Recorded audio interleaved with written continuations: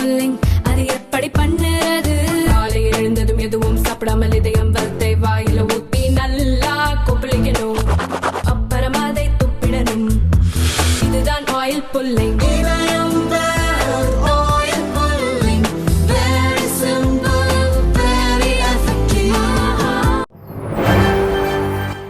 வணக்கம்.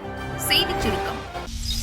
பொருளாதார வளர்ச்சி 6.8% வரை இருக்கும். ஆய்வறிக்கை தாக்கல் செய்த நிர்மலா. பார்லிமெண்ட் பட்ஜெட் கூட்டத்தொடர் இன்று காலை துவங்கியது. ஆண்டின் முதல் கூட்டத்தொடர் என்பதால் ஜனாதிபதி திரௌபதி முர்மு இரு அவைகளின் கூட்டத்தில் உரையாற்றினார். கடந்த ஓராண்டில் நாடு அடைந்துள்ள வளர்ச்சி குறித்தும் மத்திய அரசின் வளர்ச்சி திட்டங்கள் குறித்தும் பேசினார். ஜனாதிபதி உரை முடிந்ததும் மத்திய நிதியமைச்சர் நிர்மலா சீதாராமன் லோக்சபாவில் பொருளாதார ஆய்வறிக்கையை தாக்கல் செய்தார். பொருளாதார வளர்ச்சி 6.3% முதல் 6.8% வரை இருக்கும். சீர்திருத்தங்கள் மூலம் வளர்ச்சியை ஊக்குவிக்கலாம். நிதியாண்டின் முதல் பாதியில் உணவுப் பொருட்களின் விலைகளை கட்டுப்படுத்த வாய்ப்புள்ளது என அறிக்கையில் குறிப்பிடப்பட்டுள்ளது. இந்த அறிக்கைக்கு லோக்சபாவில் ஒப்புதல் பெறப்பட்ட நிலையில் நாள் முழுதும் அவையை ஒத்திவைப்பதாக சபாநாயகர் ஓம் பிர்லா தெரிவித்தார். நாளை நிதியமைச்சர் நிர்மலா சீதாராமன் மத்திய பட்ஜெட்டை தாக்கல் செய்கிறார். ஜனாதிபதி பற்றி சோனியாவின் கமெண்ட் துரதிருஷ்டவசமானது. ராஷ்டிரபதி பவன் கூறியிருப்பது என்ன? பார்லிமெண்டில் பட்ஜெட் கூட்டத்தொடர் ஜனாதிபதி திரௌபதி முர்மு உரையுடன் இன்று தொடங்கியது. ஜனாதிபதி உரை தொடர்பாக காங்கிரஸ் எம்பி சோனியா கருத்து தெரிவித்திருந்தார். உரையின் இறுதிப் பகுதியை வாசிக்கும் போது ஜனாதிபதி மிகவும் சோர்வடைந்து விட்டார். அவரால் பேசவே முடியவில்லை, பாவம் என்று கூறினார். சோனியாவுக்கு ஆதரவாக ராகுலும் கருத்து கூறியிருந்தார்.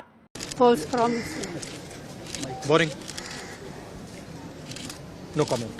No, the poor lady, the president was getting very tired by the end. Repeating the same thing again No, and she again. could hardly speak, poor thing. थोड़ा पीछे हो जाए, थोड़ा पीछे हो जाए. आ रही है तो क्या करें? आ रही है. I'm going to leave you. Volker, I wanted to tell you. Nice sari Priyanka. Nice sari. Daddy is daddy. What a nice sarees are there, daddies and mummies. What's that? We know son of chicken pox. Really? சோனியாவின் கருத்துக்கு பாஜக தலைவர் நட்டா கண்டனம் தெரிவித்தார். ஜனாதிபதியை பாவம் என சோனியா கூறியது கண்டிக்கத்தக்கது. வேண்டுமென்றே அந்த வார்த்தையை அவர் பயன்படுத்தியிருக்கிறார். இது காங்கிரஸ் கட்சிக்கே உரிய ஏழைகள் மற்றும் பழங்குடியினருக்கு எதிரான தன்மையை காட்டுகிறது. இதற்காக காங்கிரஸ் மன்னிப்பு கேட்க வேண்டும் என நட்டா கூறினார்.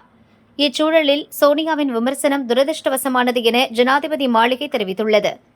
உரையின் போது ஜனாதிபதி எந்த நிலையிலும் சோர்வடையவில்லை. விளிம்பு நிலை மக்கள், விவசாயிகள், பெண்கள் ஆகியோருக்கு அவரது உரை சோர்வை தராது. இந்த தலைவர்கள் ஒருவேளை ஹிந்தியை போன்று இந்திய மொழிகளில் உள்ள பேச்சு வழக்கு பற்றி அறியாமல் பேசியதால் தவறான எண்ணத்தை உருவாக்கியிருக்கலாம்.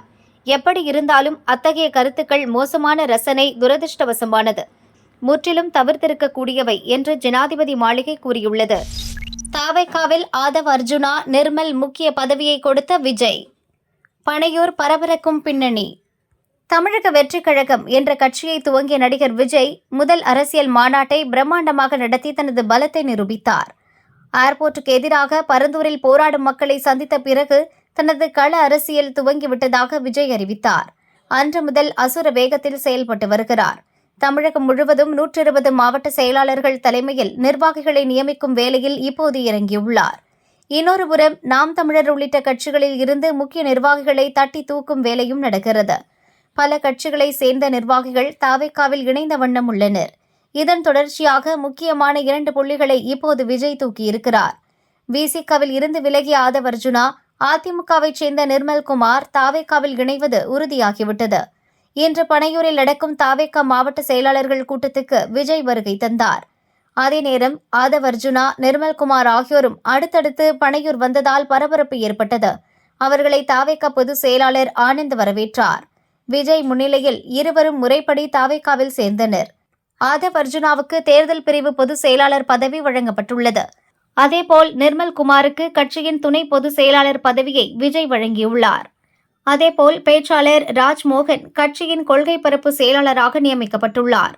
ஆதவ் அர்ஜுனா திருமாவளவனின் நம்பிக்கை நட்சத்திரமாக இருந்தார். கட்சியில் சேர்ந்ததுமே அவருக்கு துணை பொதுச் செயலாளர் பதவியை திருமாவளவன் வழங்கினார்.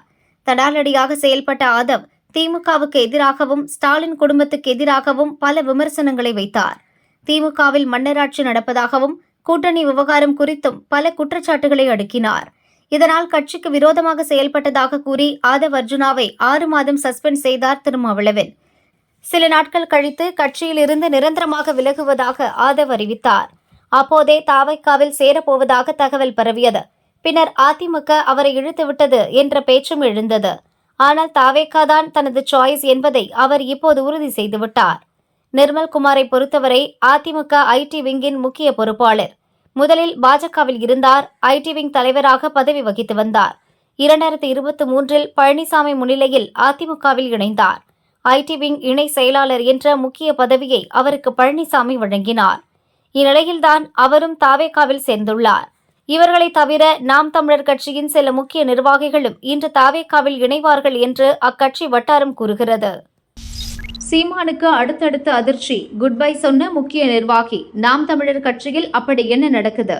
நாம் தமிழர் கட்சியில் அடுத்தடுத்து நிர்வாகிகள் கூண்டோடு விலகி வரும் நிலையில் முக்கிய பதவியில் இருந்த ஜெகதீச பாண்டியனும் இப்போது ராஜினாமா செய்திருப்பது சீமானை அதிர்ச்சியடைய வைத்துள்ளது. ஜெகதீச பாண்டியன் மாநில ஒருங்கிணைப்பாளர் பதவியை வகித்து வந்தார். கடந்த லோக்சபா தேர்தலில் கள்ளக்குறிச்சியில் போட்டியிட்டு 3வது இடம் பிடித்தார். வலதுசாரிகள் வழிகாட்டுதலில் சீமான் பேசும் அரசியலின் பெயரில் தமிழ் தேசியத்துக்கு துரோகம் செய்ய முடியாது என்றும் சங்கியாக செயல்பட முடியாது என்றும் கூறி ராஜினாமா செய்துள்ளார். சீமானுக்கு அவர் எழுதிய கடிதத்தில் கூறியிருப்பதாவது: சமீப காலமாக மேடை மற்றும் பேட்டிகளில் நீங்கள் கூறி வரும் கருத்து யாருக்கு எதிராக கட்சி ஆரம்பித்தோமோ அவர்களுக்கு வலு சேர்ப்பது போல் இருக்கிறது. பலமுறை சுட்டிக்காட்டியும் நீங்கள் மாறவில்லை. ஆயிரக்கணக்கான மார்க்சிய, பெரியாரிய, அம்பேத்கரிய முற்போக்காளர்களாக இருக்கக்கூடிய அனைத்து உள்நாட்டு வெளிநாட்டு தமிழ் உறவுகளின் தியாகத்தாலும் பொருளாதார உதவியாலும் கட்டப்பட்ட இந்த இயக்கம் உங்கள் பேச்சால் வளர்ந்தது. கட்சி வளர வளர உங்கள் நம்பிக்கை அதிகமாகி அதுவே அதிகாரமாகிவிட்டது. இனிமையாக பேசும் பண்பு காணாமல் போய்விட்டது. கட்சியின் வளர்ச்சிக்காக கூடி பேசி முடிவெடுக்க மறுக்கிறீர்கள். நான் தான் பஸ்ஸுக்கு ஓட்டுநர் என்கிறீர்கள். இது பற்றி கேட்டால் அன்பான சர்வாதிகாரம் என்கிறீர்கள். வெளிநாட்டு குடியுரிமை பெற்ற RSS தாக்கம் கொண்ட ஒருவரை பொது செயலாளராக நியமித்திருக்கிறீர்கள். சிறப்பாக நிர்வாகம் செய்த பொருளாளரை நீக்கிவிட்டு கட்சியை கைப்பற்ற முயன்ற ஒருவரை பொருளாளராக நியமித்திருக்கிறீர்கள். இதெல்லாம் எப்படி? உண்மையான தொண்டர்கள் கட்சிக்காக சொந்த பணத்தை போட்டு வீடு சொத்துக்களை இழந்து நிற்கின்றனர். ஆனால் வெளிநாட்டில் இருந்து நம் உறவுகள் அனுப்புகிற பணம் கட்சி தலைமை அலுவலகத்தில் ஊதாரித்தனமாக செலவிடப்படுகிறது. சம்பளத்துக்கு வேலை செய்யும் தலைமை நிலையத்தில் இருப்பவர்கள் கட்சி பணத்தை வட்டிக்கு விடுகின்றனர். வீடு, கார் வாங்கி குவிக்கின்றனர். ஆன்லைனில் சூதாடுகின்றனர். தலைமையில் இருப்பவர்களே இப்படி செய்தால் எப்படி? ரவீந்திரன் துரைசாமியின் தவறான வழிகாட்டுதலால் ரஜினியை சந்தித்தீர்கள். சங்கி என்றால் செருப்பால் அடிப்பேன் என்பீர்கள். அன்று சங்கி என்றால் சக நண்பன் என்று சொன்னதை கேட்டு அதிர்ச்சியில் உறைந்துவிட்டோம். பல நூற்றாண்டுகளாக தமிழையும் தமிழ் மொழியையும் இனத்தையும் அடிமைப்படுத்தி வஞ்சித்து வருகிற வலதுசாரிகளை ஐயா, அம்மா, மாமா என்கிறீர்கள். நேர் எதிர் சித்தாந்தம் கொண்ட பாண்டே, ராஜா, அண்ணாமலை, தமிழிசை ஆகியோர் உங்களை டீம் பார்ட்னர் என்று கூறி வலிய வந்து உங்களுக்கு ஆதரவாக குரல் கொடுப்பது கலக்கத்தை ஏற்படுத்துகிறது. பிரபாகரனையும் பெரியாரையும் எதிரெதிராக நிறுத்துவது தமிழ்நாட்டில் தமிழர் அரசியல் வளர்ச்சி பெறாமல் இருக்க சிலரின் சதித்திட்டம் என்பது தெரிகிறது. வரலாறு தந்த மாபெரும் வாய்ப்பை தவற விட்டுவிட்டீர்கள். ஒரு காலம் இந்த மண்ணில் அரசியல் மாற்றத்தை வலதுசாரி சிந்தனையோடு உங்களால் கொண்டுவர முடியவே முடியாது. கனத்த இதயத்தோடு விலகுகிறேன் என்று கூறியுள்ளார். நித்யானந்தா இருக்கும் இடம் இதுதான். ஹைகோர்ட்டில் தகவல். போலீசாரால் தேடப்பட்டு வந்த சாமியார் நித்யானந்தா மீது பல வழக்குகள் உள்ள நிலையில் 2019 தலைமறைவானார். சோசியல் மீடியாவில் சொற்பொழிவாற்றி கைலாசா என்னும் தீவுக்கு சென்று விட்டதாக அவரே அறிவித்தார். இந்துக்களுக்கான தனி நாடாக அதை உருவாக்கியுள்ளதாகவும் தங்களுக்கென அரசு, கொடி, பாஸ்போர்ட், நாணயம் உள்ளதாகவும் நித்யானந்தா அதிரடி கிளப்பினார். நித்யானந்தா எங்கு இருக்கிறார் என்பது புரியாத புதிராகவே இருந்து வந்தது. கைலாசா எந்த நாட்டில் இருக்கிறது என்பதை நேரடியாக சொல்லாமல் நித்யானந்தா குழப்பி வந்தார். இந்த சூழலில் சென்னை ஹைகோர்ட்டில் நடந்த ஒரு வழக்கின் மூலம் நித்யானந்தா எங்கே இருக்கிறார் என்ற தகவல் வெளியாகியுள்ளது. மடங்களை நிர்வகிக்க தக்காரை நியமித்து தமிழக அரசின் உத்தரவை ரத்து செய்ய கோரி நித்யானந்தா சார்பில் சென்னை ஹைகோர்ட்டில் மேல்முறையீட்டு வழக்கு தொடரப்பட்டது. நீதிபதிகள் ஆர் சுப்பிரமணியம் மற்றும் சி குமரப்பன் அடங்கிய அமர்வில் வழக்கு இன்று விசாரணைக்கு வந்தது. அப்போது நித்யானந்தா இந்தியாவிலேயே இல்லை, தென் அமெரிக்காவில் உள்ள ஈக்வடாரில் இருக்கிறார் என அரசு தரப்பில் பதில் மனு தாக்கல் செய்யப்பட்டு வாதிடப்பட்டது. இந்த வாதத்தை கேட்ட நீதிபதிகள் இந்தியாவிலேயே இல்லாத நித்யானந்தாவின் வழக்கை தள்ளுபடி செய்வதாக அறிவித்தனர். அவர் மீது வழக்கு நிலுவையில் உள்ள நிலையில் தனி நீதிபதி பிறப்பித்த உத்தரவில் தலையிட முடியாது எனவும் கருத்து கூறினர். அதே வேட்டி அதே ஸ்டைல், சிசிடிவியில் சிக்கிய உருவம். கோவை பொள்ளாச்சி ரோட்டில் சுந்தராபுரம் காவல் நிலையத்திற்குட்பட்ட LIC காலனியில் அடுத்தடுத்து 14 கடைகளில் திருட்டு நடந்துள்ளது. அங்குள்ள ஹோட்டல், மெடிக்கல் ஷாப், ஜெராக்ஸ் கடை, கொரியர் அலுவலகம் என 14 கடைகளின் ஷட்டர் பூட்டுகளை உடைத்து பணம் கொள்ளையடிக்கப்பட்டுள்ளது. அதிர்ச்சி அடைந்த கடை வியாபாரிகள் சுந்தராபுரம் போலீசில் புகார் கொடுத்தனர். திருட்டு நடந்த கடைகளில் போலீசார் விசாரணை நடத்தினர், தடயங்களை சேகரித்தனர். சொல்லி வைத்தது போலவே எல்லா கடையிலும் கல்லா பெட்டியில் இருந்த பணம் மட்டும் காணாமல் போயிருக்கிறது. பொருட்கள் எதுவும் திருடப்படவில்லை என்பது உறுதியானது. இதனால் குழப்பமடைந்த போலீசார் திருட்டு நடந்த கடைகளின் CCTV காட்சிகளை ஆய்வு செய்தனர். 14 கடையிலும் திருடியது ஒரே ஆள்தான் என்பது தெரியவந்துள்ளது. எல்லா வீடியோவிலும் திருடிய நபரின் முகம் தெளிவாக தெரிகிறது. குற்றவாளியை விரைவில் பிடிப்போம் என போலீசார் தெரிவித்தனர்.